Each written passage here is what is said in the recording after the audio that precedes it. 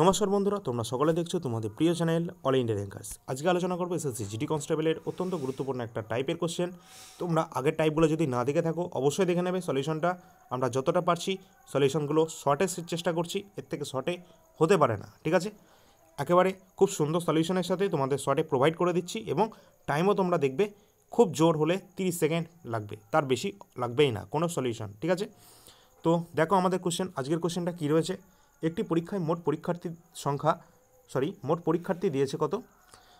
93% পরীক্ষার্থী পাস করেছে। তাহলে একটি পরীক্ষা দিয়েছে, পরীক্ষায় 93% পরীক্ষার্থী পাস করেছে এবং 9275 জন পরীক্ষার্থী ফেল করেছে।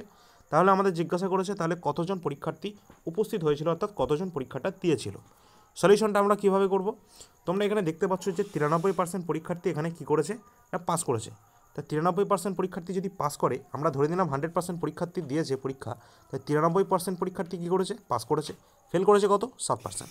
তাহলে এই যে 7% পরীক্ষার্থী ফেল করেছে, এই সংখ্যাটা কত দেওয়া আছে এখানে? 9275। অর্থাৎ আমরা যেটা বলতে চাইছি 9275, যেটার মান আমাদের দেওয়া আছে কত?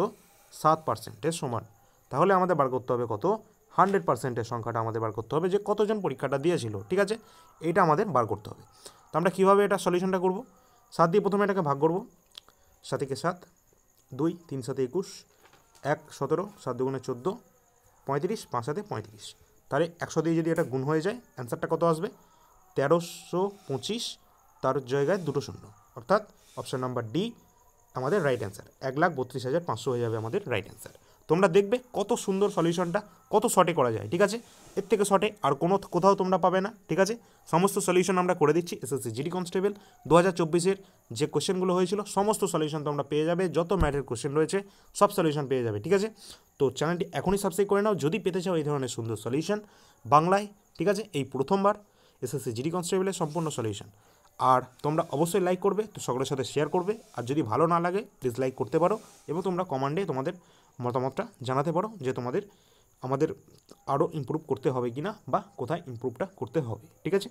তো চলো নেক্সট ক্লাসে পরবর্তী টাইপের কোশ্চেন নিয়ে আবার আলোচনা করব। এখনকার মতো এই পর্যন্ত, ধন্যবাদ।